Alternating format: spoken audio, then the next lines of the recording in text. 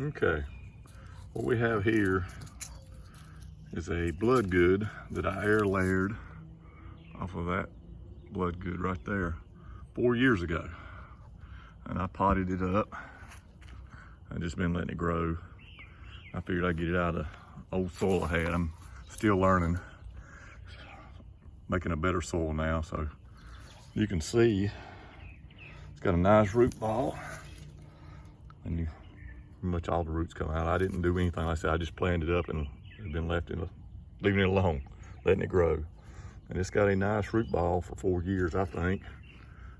People was asking about, can they support themselves on their own roots? Well, obviously they can.